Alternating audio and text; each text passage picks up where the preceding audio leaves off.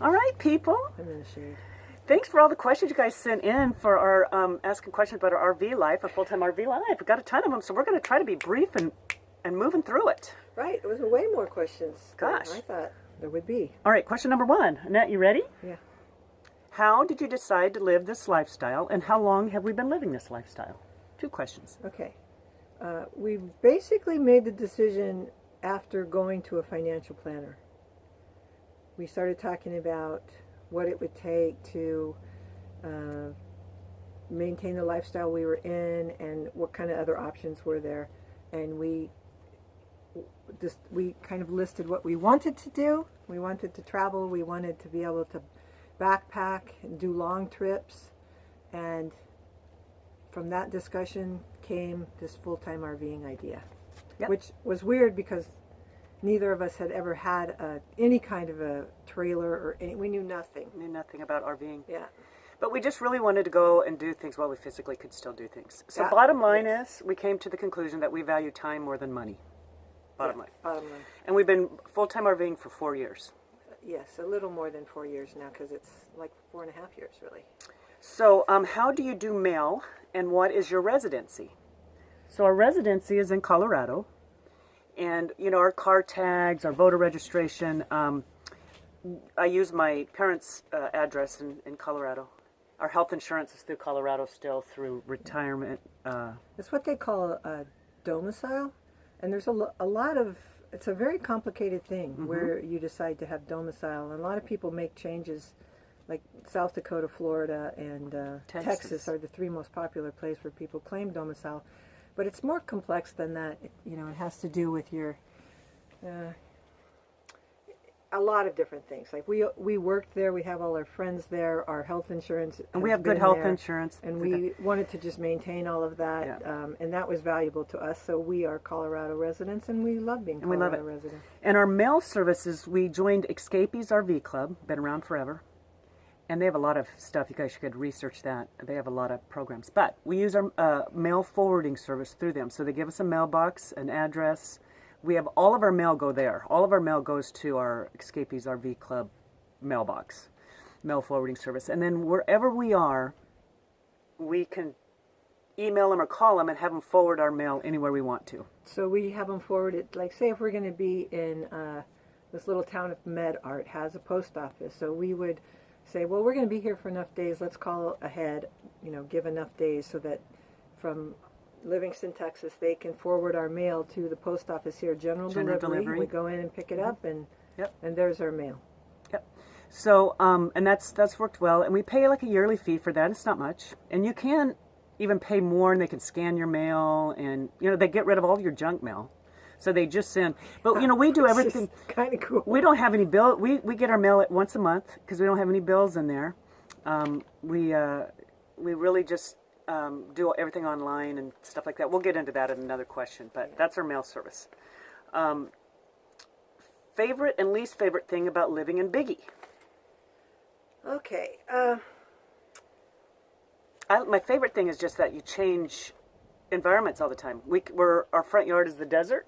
Our front yard could be the mountains. Yeah, like right now we're in this campground, state park campground in Florida, and we're surrounded by live oaks and saw palmettos, and there's birds flitting all around, and it's about 65 degrees, and it's not always perfect. It's not always, but you do have that advantage of being able to try and match your environment to what you want to do at that time of year.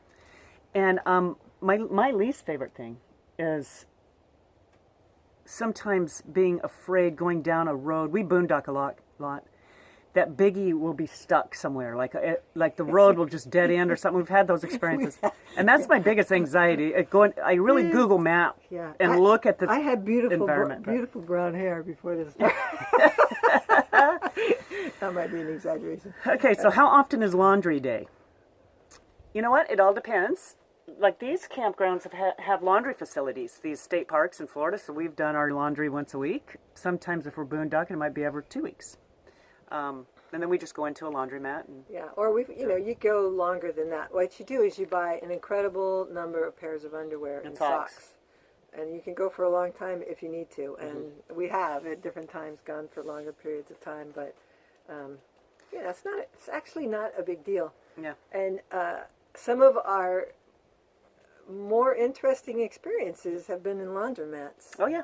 You meet like different people, oftentimes really cool people. Actually, I mean, you meet there's other people traveling around, European people and people from Asian countries travel around, and they're in the laundromat too. We could write a book about laundromat experiences. Let me tell you. Yeah. All right, so this one says, how did you learn to haul Biggie? Biggie Moms is our trailer, by the way.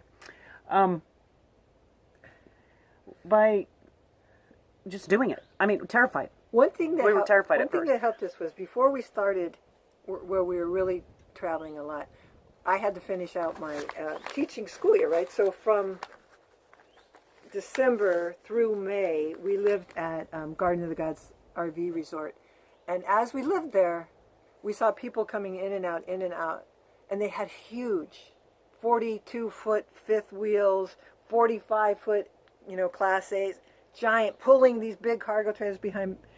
And they were not young people. They were older people. They were people who were like using a walker to go around and do all their hookup stuff. And I was totally impressed upon me that it's more about wanting to do it.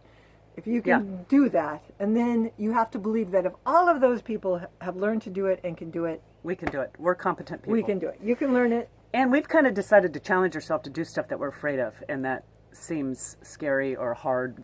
Then that's all the more the reason to do it. Right. And Christy is very, very visual, which comes in handy. In parking, it comes in handy. And she watched this guy, Love Your RV. He has a YouTube video. He has YouTube videos, and he demonstrated parking trailers using Matchbox cars in a trailer. Totally taught me how to do it. It totally clicked. I said, oh my gosh, I could totally do it, and I've been able to do it. I mean, there's always, sometimes driving this big rig is easy. It just follows right behind, it's easy. You don't even notice that we have a great truck that is just awesome. Yeah. It's the backing. And the backing, though, once you get the system, it's a system. You can do it, no problem. It's just looking out for obstacles, because some of these campgrounds have trees and poles, and we've had those experiences too. But then sometimes we've gotten into a spot where it just couldn't do it. It was too dangerous, or we're going to hit something and mess our rig up, and we just don't. We move. Yeah. So anyway, we've learned by watching YouTube videos. And practice, certainly. Practicing it, trial and error. You actually, so the one person gets out of the truck and guides the other person with words or whatever. Yeah. And you get better at giving directions too. Like Christy's, what I feel now gives me excellent directions about how to get into a site when I'm the one driving and backing it in. She just is like, a little bit this way, a little bit that, da-da. And we try to stay calm and not stressed, because, And realize that you're both on the same team. Yeah. You both are trying to get this trailer parked. And we take turns driving and parking, just to switch it up and practice. So I think Christy's a little bit better at backing than I am. And I think that has to do with her visual spatial skills, which I think are off the charts. I mean, she's amazing. Well, yeah, thanks, but we both do pretty well. All right, next question. It says, what did you do for a living, and how do you afford this type of retirement? Well, let me just say that Annette and I are not wealthy people. We are not wealthy. We didn't come from wealth. We did not have families that were wealthy, and we're not like wealthy. We worked jobs that really didn't pay that much. We got an education. I got a master's degree in mental health counseling. I was an LPC, which is a licensed professional counselor. I had a private practice downtown Orlando, and then also downtown Colorado Springs when I moved. And I provided therapeutic services to children with trauma issues, early trauma. A lot of kids in foster care and adopted care. And I love my job. I did some assessments and evaluations. I worked with adults as well, but mostly with kids. And then Annette worked.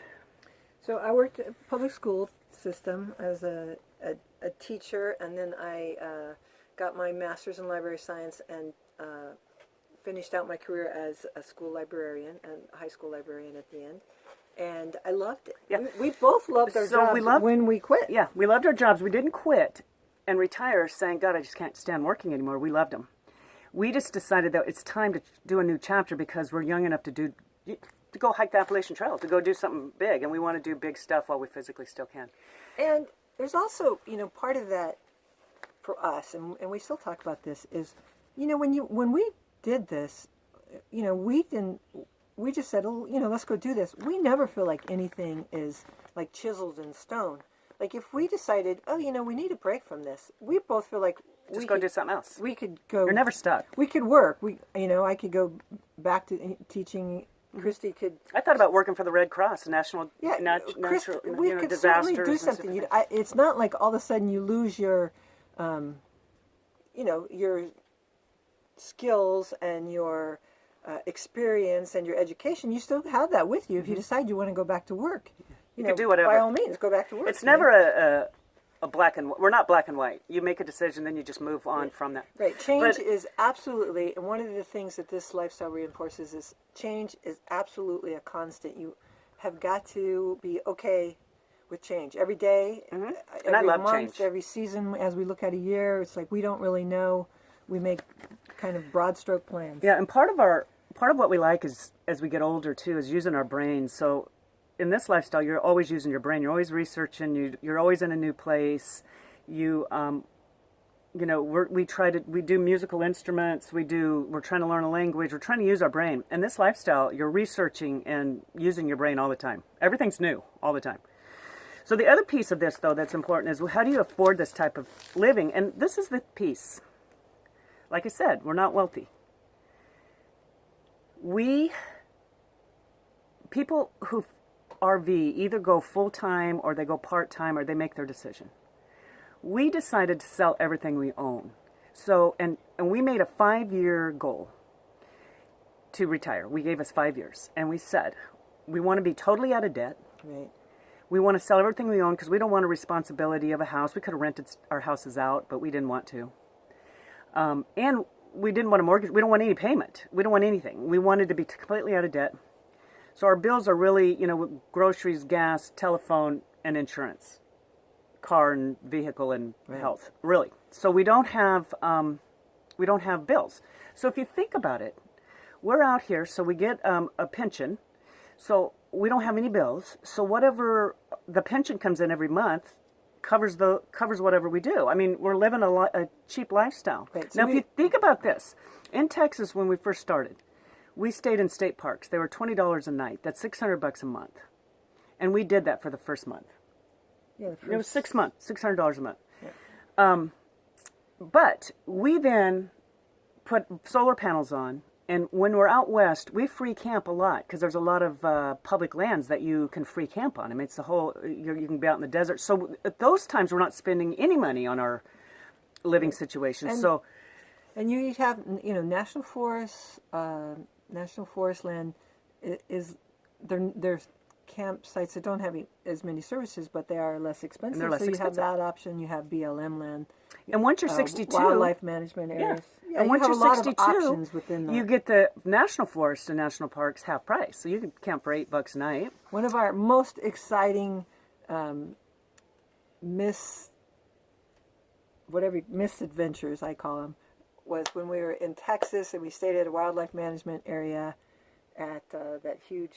Oh, yeah, near Del Rio. Near Del Rio, and we have this big trailer, right? So I said to the woman, because we were standing there, and I said, so we have this huge rig. Is it, is this going to be good? Oh, yeah. She says, fine, you're fine. We go down this road. Oh, my God. And the road ran into a lake. It just went right into the lake. So she has the map. She's marked us for it. We're following it, and all of a sudden we're just like surrounded by water. So we're at the edge of the lake, a mile down the road where we can't even. It was something. It was hilarious. It was something. It was actually really nerve-wracking. So we've had some pretty exciting things. But as far as us affording, we do a lot of cheap camping. Where the Escapees has an online guide that shows cheap and free camping all over the nation. We have solar panels. We could be off the grid. We then, like on the East Coast, it's more expensive because there's not as much free camping, and so you plan for that. We don't eat out. We have a refrigerator, a stove, and an oven, and we cook our food, and we don't eat out. Yeah, we're not like we don't eat out like it's punitive. Like we really like our own food. Yeah. So, and we can eat out every once in a while if we want to, money-wise. But we find that we just really like... We don't need much. Yeah, so... I've always said all I need is a good pair of shoes. Really, right. I'll spend money on we shoes. Spend That's a it. fair amount of money on shoes, especially during And that trip. and that means hiking shoes. Shoes that preserve my feet as we're doing stuff. But really, we just don't. There's just ways where we just don't need that much. We're more experienced, and then what we do, we're not like paying for half the time. We have kayaks. We go out and kayak, we bike, and we hike. I mean, we don't have to pay for that. So so if you're going to do something more expensive, you can kind of plan for it. Like when we're gonna plan on going to the big NASA thing when we're in Titusville, and we know it's expensive, right? So for a day, it's what, like $50 or $60 or something more. I don't know, but we'll just say, okay, that's going to be an expensive thing, and we'll build that in. And you build it in. But you just some people, when they try this life, and we've talked to different people and we've read about people, they really feel like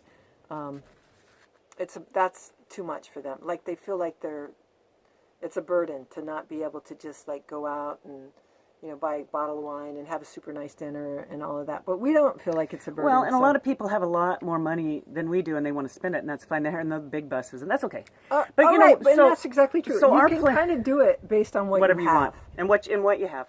But we, we sold our house, we sold everything we own, and we invested that money, and we haven't had to touch it, and we're fine, and we love our life, and we haven't struggled at all. We have an emergency. We part of that 5-year plan is we made an emergency fund available, and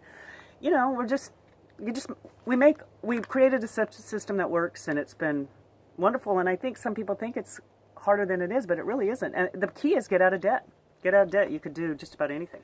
Yeah, and that includes paying for your whatever, like your fifth wheel, your trailer, whatever it is. If you can have that paid for and your vehicle paid for when you leave, when you head out the door, then those are huge payments. Monthly payments are killer. Yeah. Yeah, and we did that 2 years before we actually did our 5-year plan in 4 years. In the last 2 years, we got these vehicles and decided this is what we have to pay each month to pay them off in 2 years, and we did it. And then we rolled out not having any debt, which was key. That's key, I think.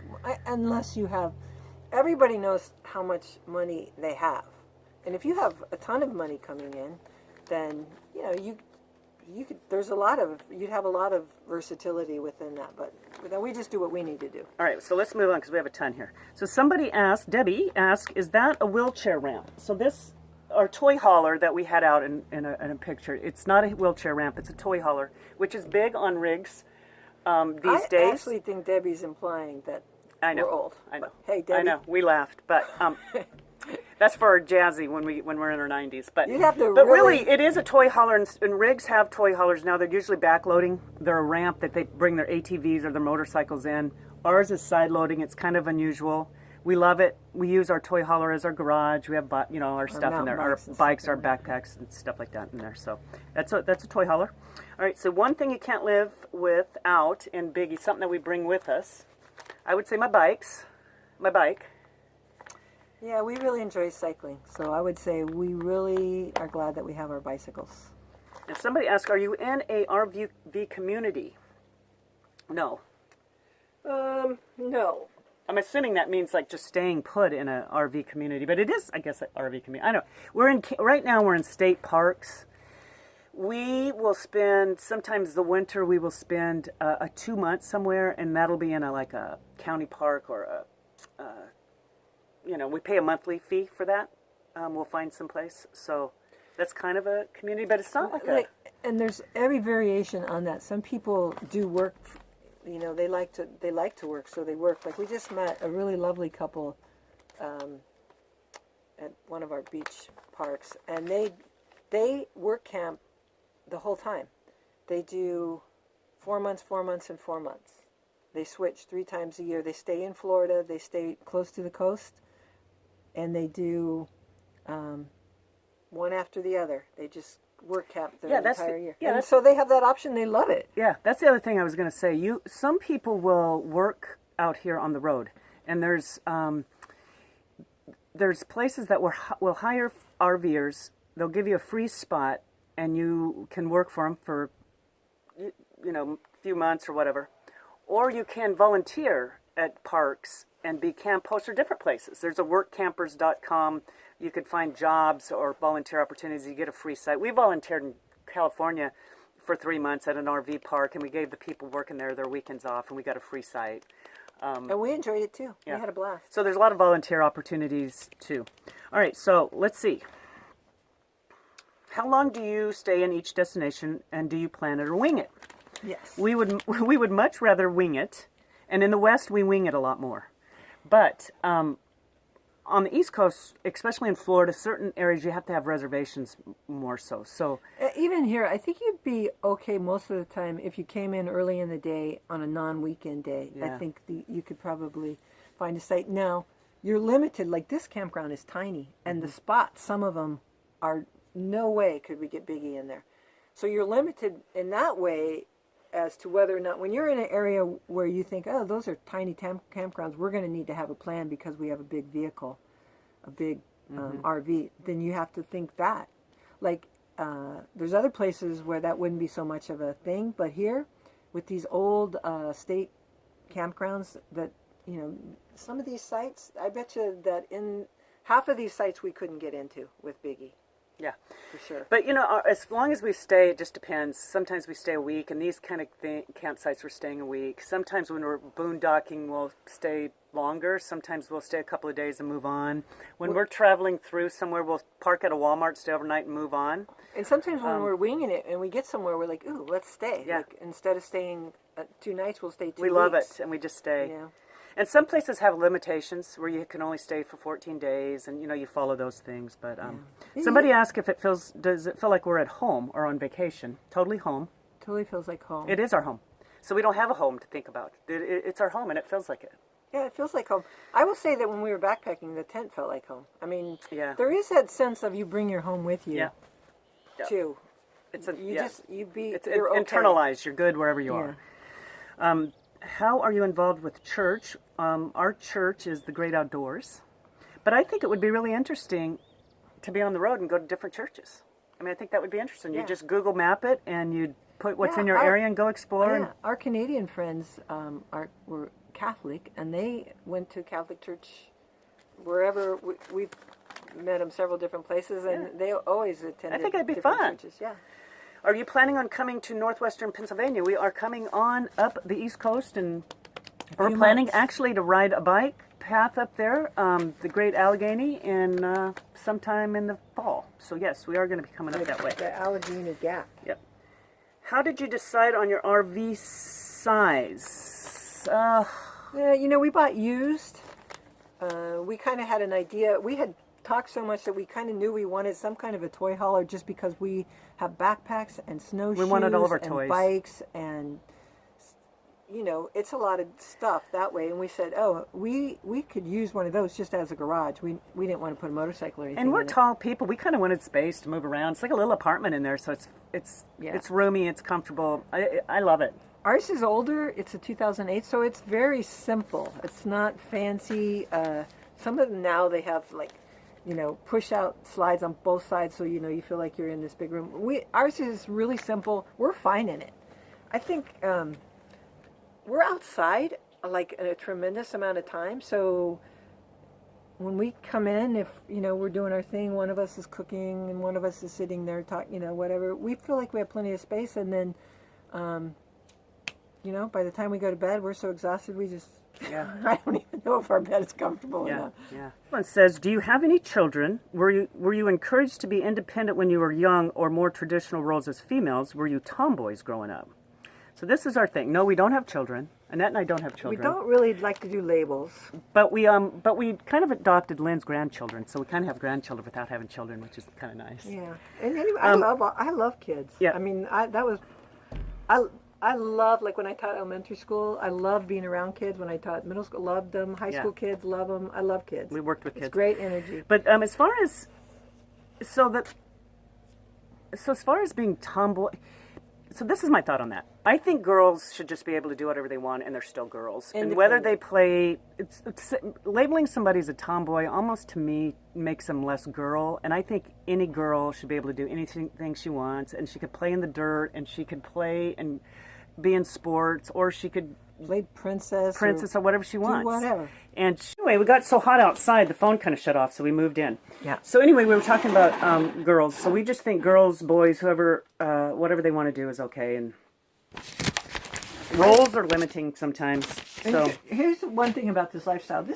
There is no brute force involved in this. You're driving a truck.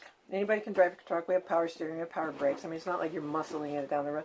There is really, you could do this. You know what? Annette researched and ordered all the parts, and we totally put in our solar system, 400-watt solar panels, and quite a solar system by research. We changed out the water heater by researching and reading about it. You could do whatever you want to do. I mean, men, women, you could do it. All right.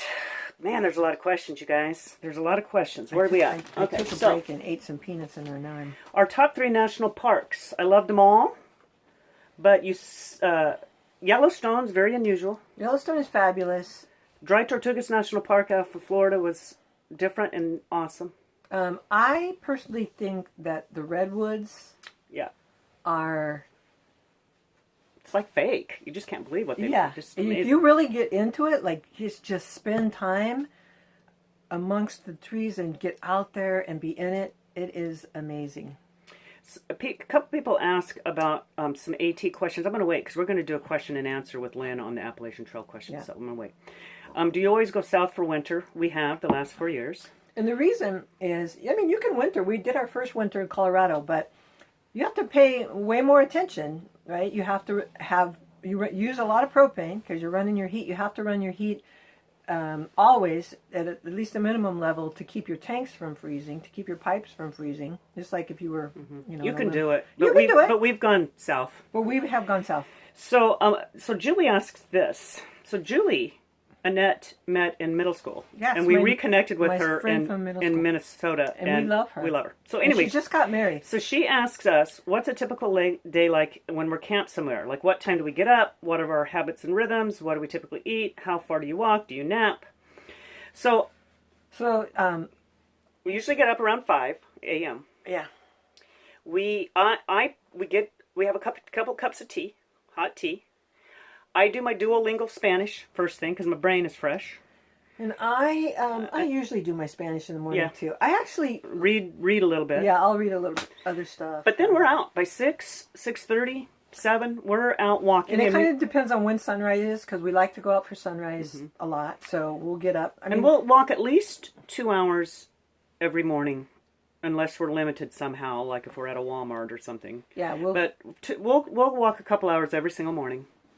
And more if there's hiking trails, we'll hike. Right now we're walking at least 10 miles a day. Right, and even when we're at like a Walmart or that, we will, we'll do some loop in the area that we can. We were doing these 20-minute intervals, and we're running around Walmart one time when we were parked there doing our 20-minute interval training. But throughout the day, we do at least 10 miles a day.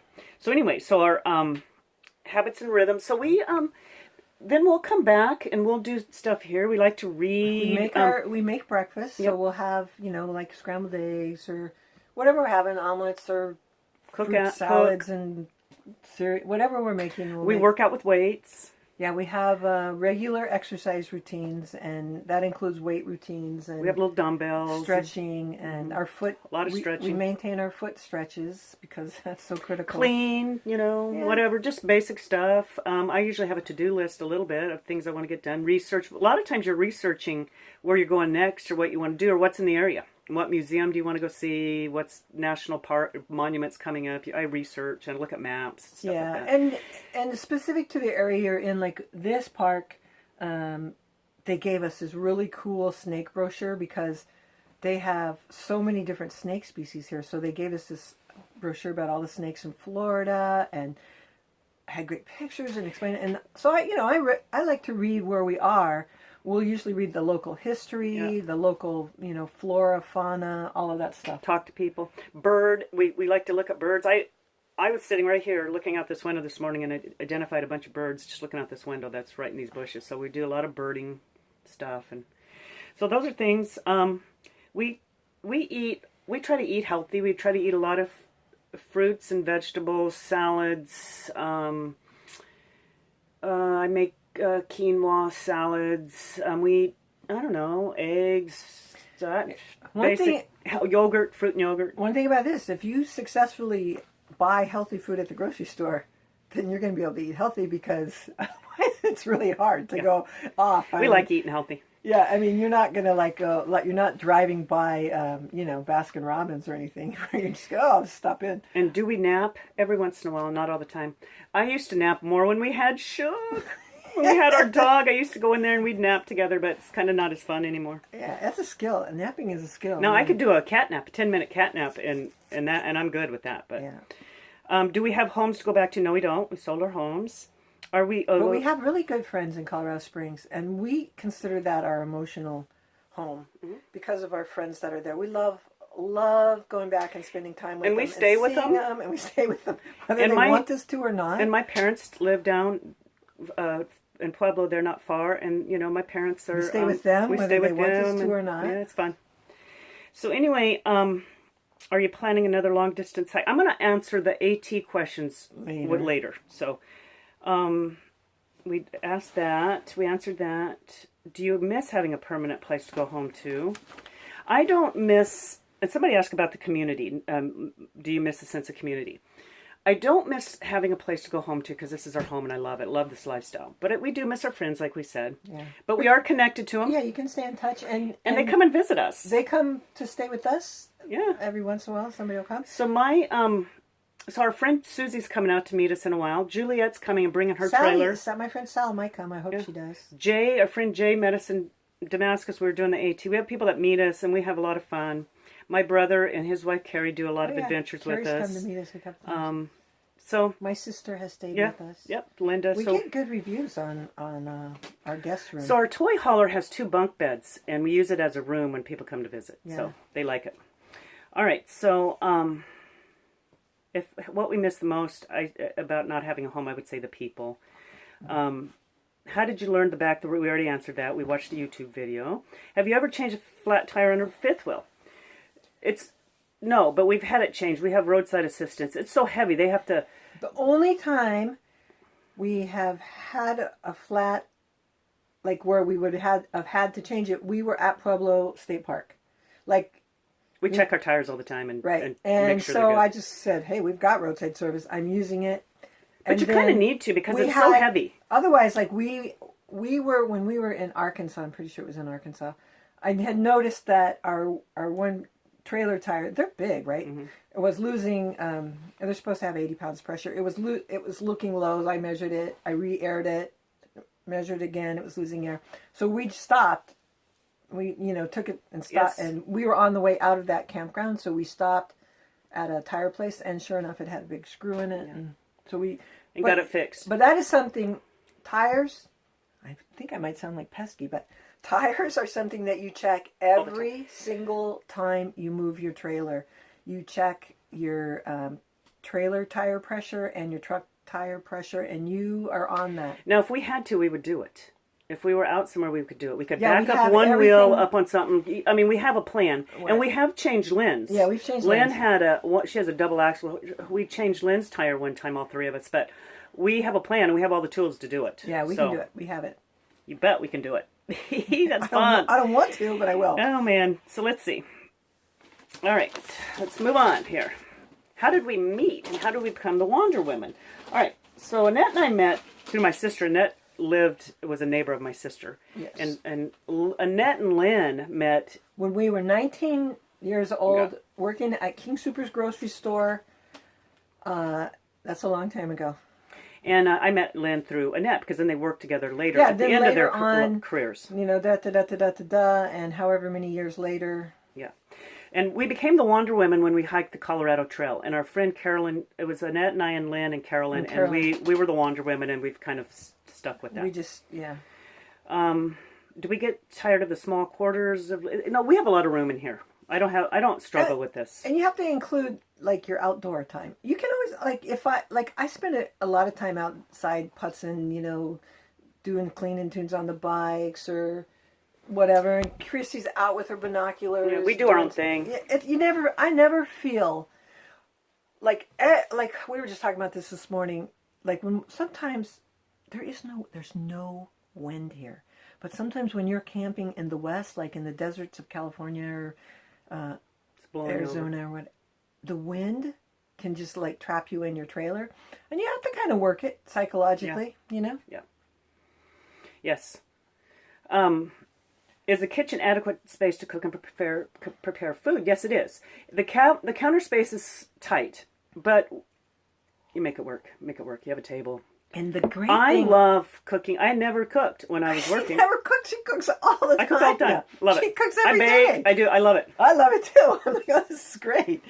Because I never had time. I was working, and I didn't feel like it.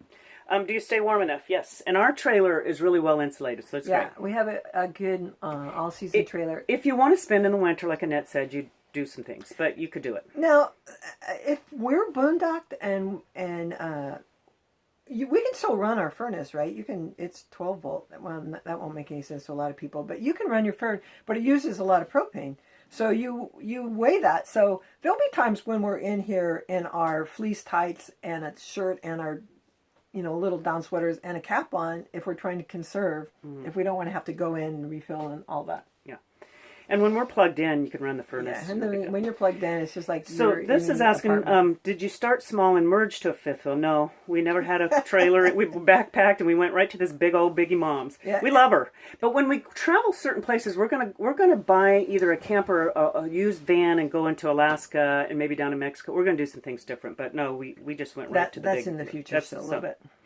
Was this always our retirement plan? No. No. It was 5 years before we retired and made the plan, and we implemented we it. really had planned on keeping our house and staying there. And you know how you just kind of live in a community, maybe do some other stuff. But we started talking about we wanted to do these long hikes.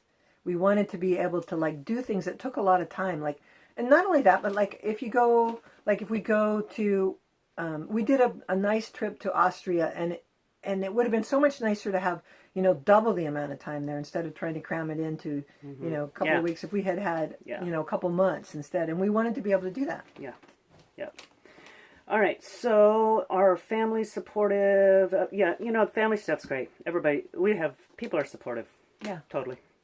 I think they might not say. I think like my brothers and sisters or whatever probably would be saying not for me necessarily. They wouldn't. Yeah, a lot of people, but they're fine with us. But they're fine with us doing it. Are there moments where we want to pack it up and put roots down? Not yet.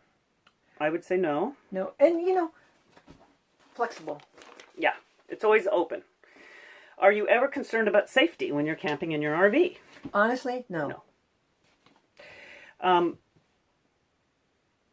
Let's see, did you have so did we buy the fifth wheel before we started using it or when we made the decision? We bought it after we made the decision.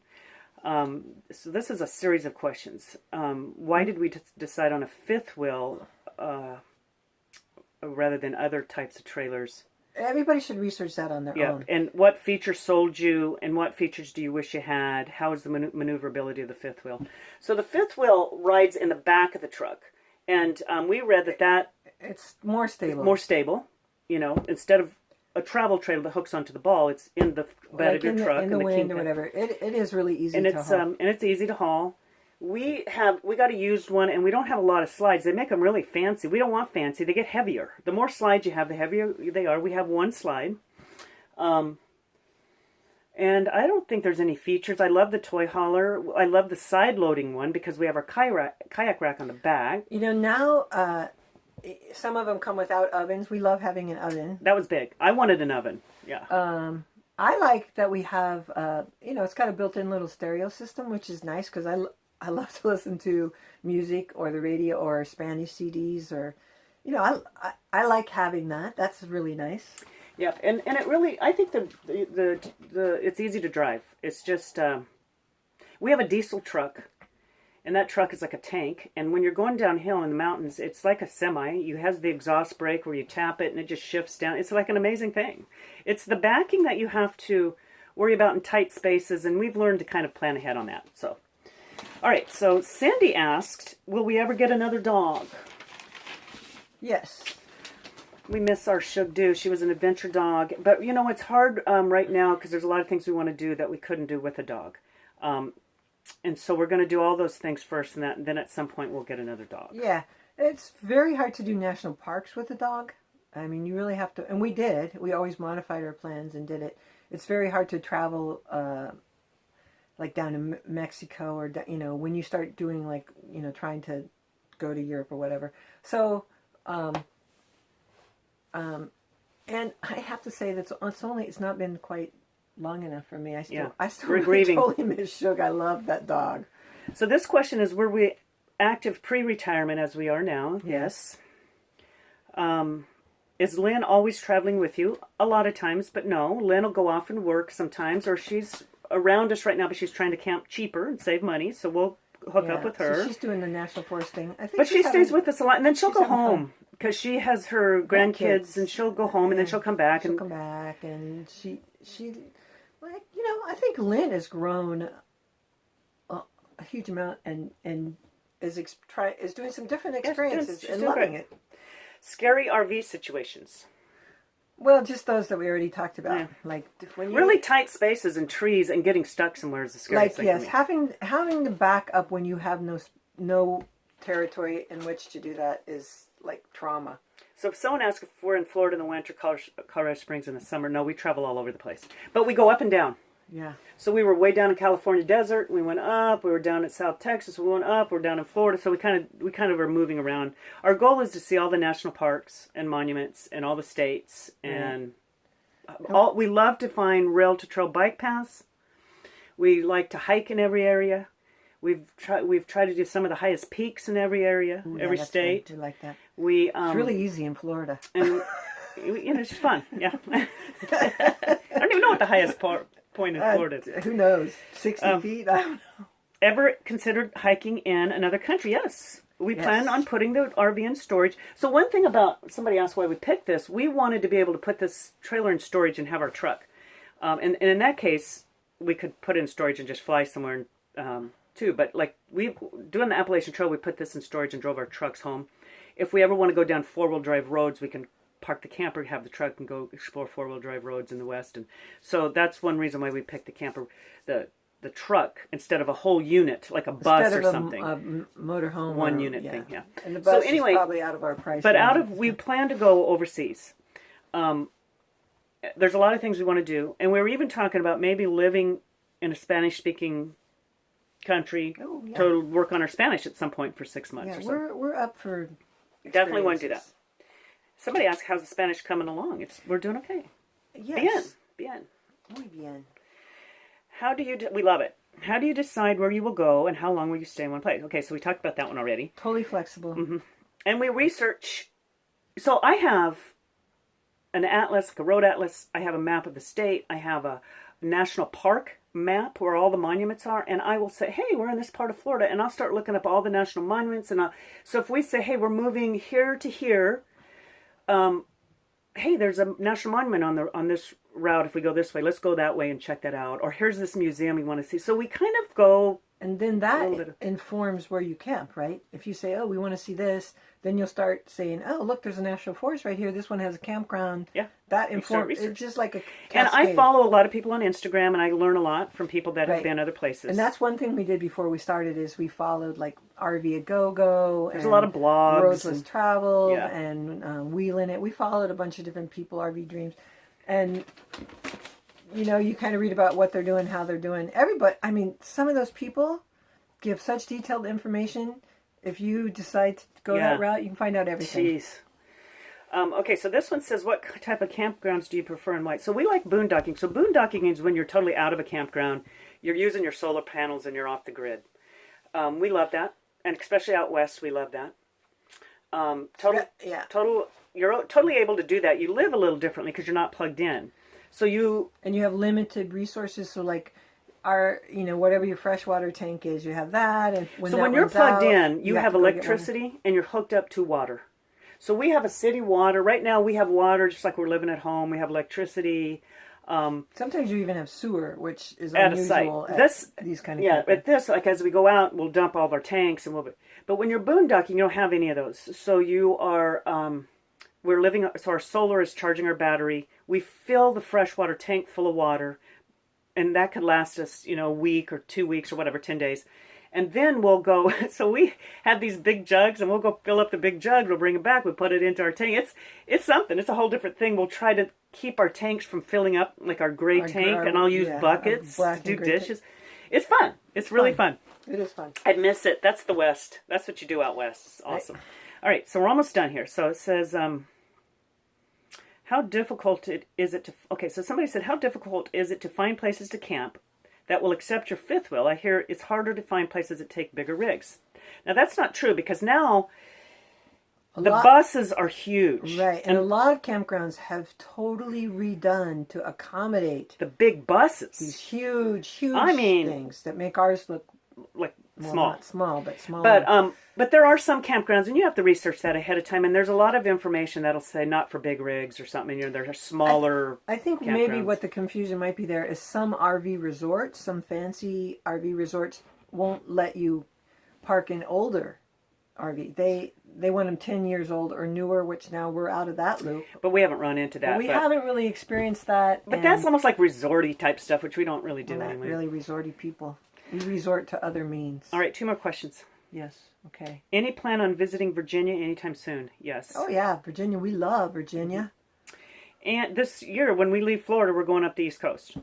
And then we'll in those states there. So we'll see some of that. What is your gas mileage when you're hauling biggie? Okay. So 2 things I want to say about this. If you decide to do this, you almost have to let go, I think, unless you just like doing that, of keeping track of all of your gas mileage all the time. Now, we get really decent gas mileage because we have the diesel truck.